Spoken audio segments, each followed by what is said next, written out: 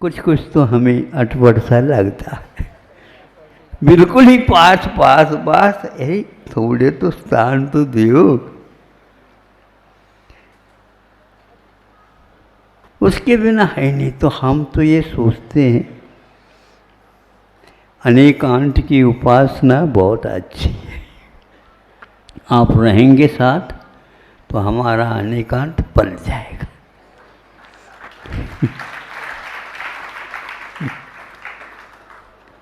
तो इन भावों को लेकर के ऐसा लगता है, कुंद कुंद ने भी यह लिखा है द्वादशानुप्रेक्षा। अनुप्रेक्षा अन्य सभी के लिए उन्होंने पुनरावृत्ति की बात नहीं कही, किंतु मुहुर्मुहुर् चिंतनम अनुपेक्षा, बार बार चिंतन करना चाहिए, यही एकमात्र अनुप्रेक्षा कहलाती। ऐसे भावों का एक प्रकार से उद्भव होना अन्य किसी ग्रंथों के वाचन से, स्वाध्याय से नहीं होता।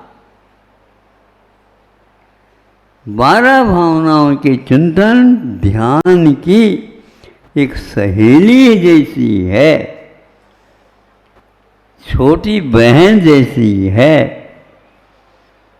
इसके लिए निषेध नहीं किया, बल्कि अनुप्रेक्षा को उसका कारण उसके पीछे पीछे होने वाली भूमिका के रूप में स्वीकार किया।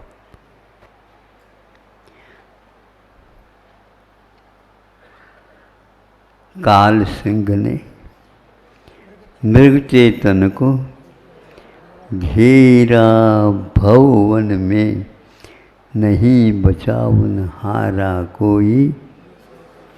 बस स्वयं नहीं समझे, मंगत राय भी यूं समझो मन में। उससे भी कठिन एक प्रकार से अनुभूति है। तो मृत्यु के समय में, किंतु जो 12 भावनाओं का चिंतन करता है, मृत्यु को भी डर लग जाता है।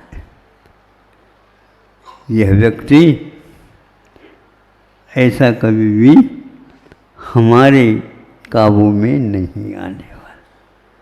उसे रहस्य पूरा का पूरा रहस्य खुला हुआ है। भवने वने वा, चाहे भवन हो चाहे वन हो, उनके लिए कोई फर्क नहीं पड़ता। यह संयम की सीढ़ियों के ऊपर पैर रखने का एक प्रतिफल है। ये होगा, एक एक एक एक एक एक एक सोपान ऊपर ऊपर जाएंगे। नीचे का कुछ भी मूल्य नहीं रखता है। तीर्थंकर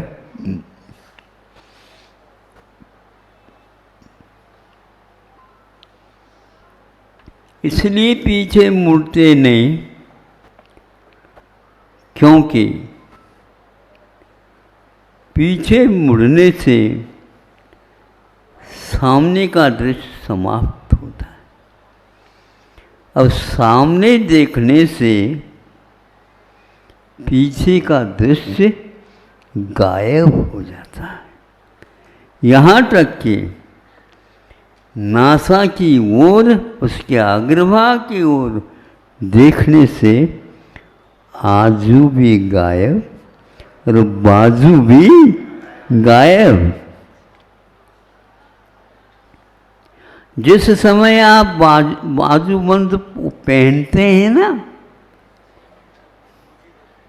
उसकी ओर देखोगे तो उस समय आपके सामने कौन आ रहा ये पता नहीं लगेगा। और सामने देखोगे वो आजू बाजू बंद ही नहीं दिखता, दिखना बंद हो जाता है। वो किस काम का है भैया बताओ? महाराज वो अपने लिए देखने योग्य नहीं है। क्या है बोलो? दिखाने योग्य है। आपके प्रत्येक श्वास दिखाने योग्य है, खाने योग्य है ही नहीं। इसीलिए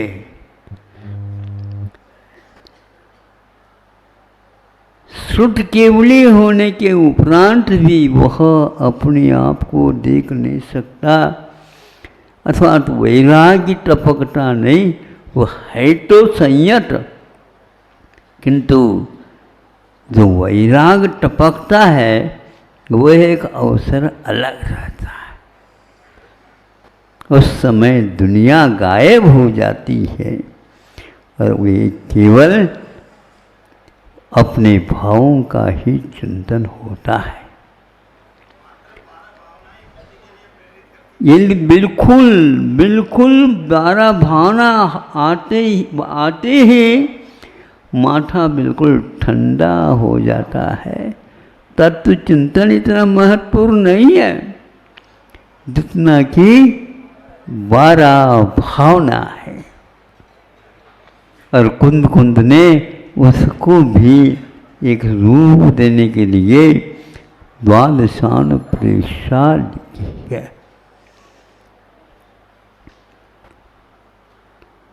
किसी भी उनके ग्रंथ में अंत में अपना कोई भी नामोल्लेख नहीं किया उन्होंने, और यहाँ पर उन्हीं ग्रंथों को छाप करके सर्वाधिकार सुरक्षित है। कोई कॉपीराइट, क्या है कॉपी है? हाँ, मतलब पेटेंट, इसको दूसरा कोई भी हाथ नहीं लगा सकता। भारतीय कोई वस्तु है और अमेरिका चावल के ऊपर पेटेंट करने जा रहा था। उन्होंने कहा भारत ने ये हमारे देश की बीज है, तुम इसको पेटेंट नहीं कर सकते, तो छोड़ दिया बताते। व्यापार सौदा, बस दाम बढ़ते चला जाए, दम भले घुट जाए, चल जाए, रखोगे कहाँ पर उसको?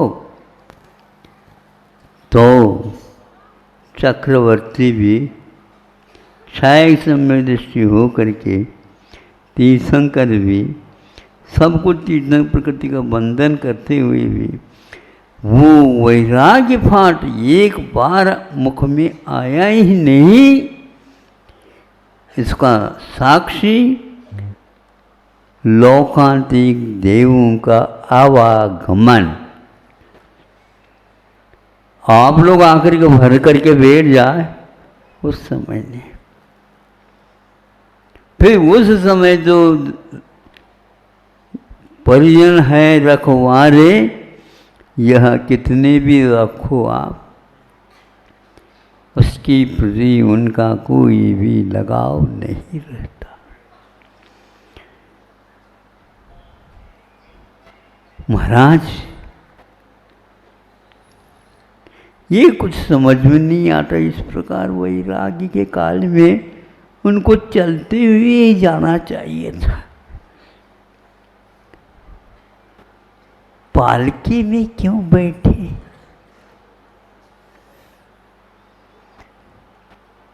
जंगल में जब जाना है, पालकी में क्यों बैठे? बैठना पड़ा। 12 भावना में इतने वो निमग्न हो गए। संभव है जैसे कोट वगैरह भी पहनाते हैं ना सेठ साहूकारों को, और वो उसमें हाथ डालते हैं, एक बार इसमें हाथ डालते, जैसे छोटे बच्चों को पहना रहे हैं। नहीं, ये आवश्यक है, ये आवश्यक। उसी प्रकार हमने भी सोचा भगवान को उठा करके पालकी में बिठा दे, तो भी कोई, हाँ वही तो हमने कहा। इसलिए जो 12 भावना के चिंतन में लग जाते हैं, होश हवास बाहर का गायब हो जाता है। उस 12 भावना की चिकित्सा के लिए और कोई भी मणि मंत्र तंत्र बहु ही उस 12 भावनाओं को कोई भी रोक नहीं सकता। यह एक प्रकार से शरीर का चिंतन, काय का चिंतन और जगत का दर्शन ये सामने आ जाता है। इसके लिए वो कभी भी हैरान नहीं होते।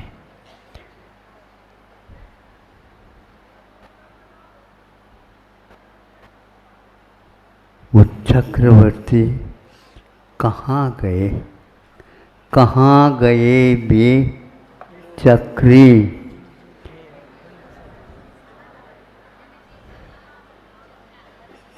सारे के सारे पृथ्वी को जीत ली। कहाँ गए वे लोभी कौरव, जूझ मरे रण में, मने युद्ध में मर गए। ऐसा क्यों हुआ? ऐसा ही होना है। उससे पूर्व में इन्होंने और कहा ये सब क्षणिक हैं, बुलबुले हैं। वैराग्य उनको पहले भी होना चाहिए था, उसी समय क्यों हुआ? देखो, समय के पीछे वो नहीं रहते और समय एक प्रकार से उनके पीछे हो जाता है। उनको उस समय से कोई चिंता नहीं रहती।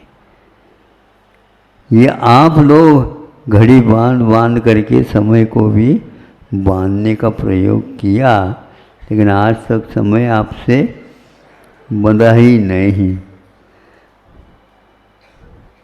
चाबी भले देते रहो, बार बार ताला खुलने वाला नहीं है, क्योंकि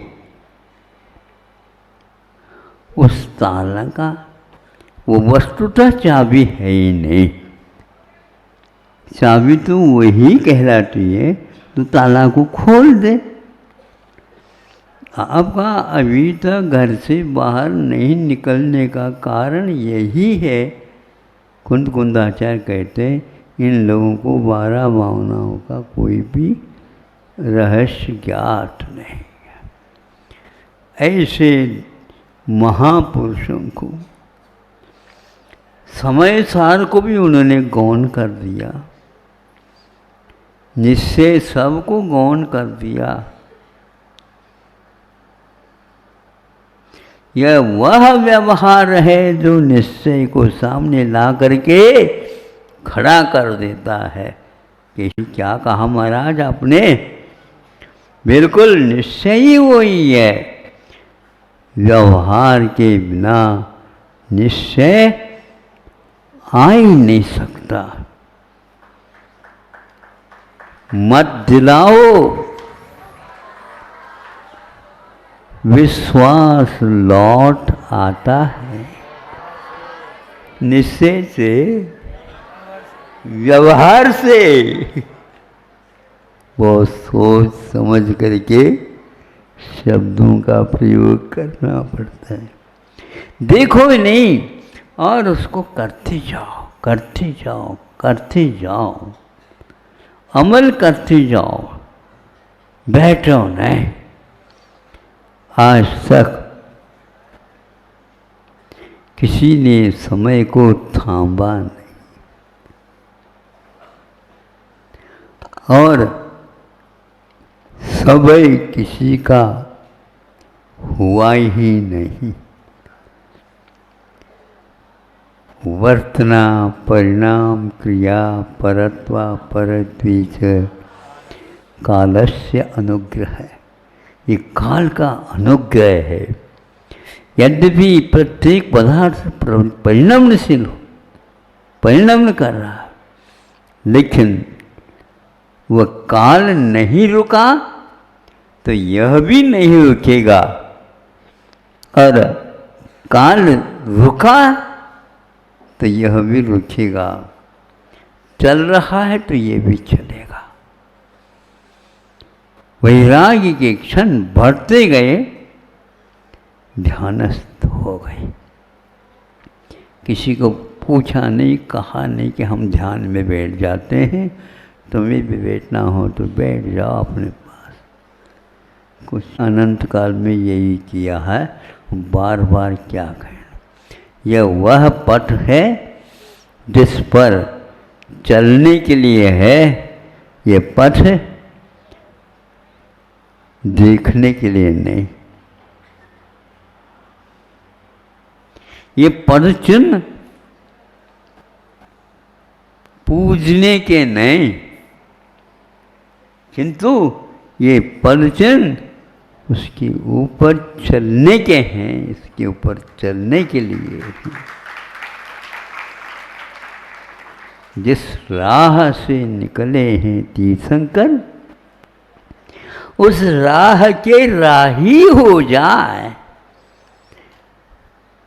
हीरा बन जाओगे, हीरा बन जाओगे।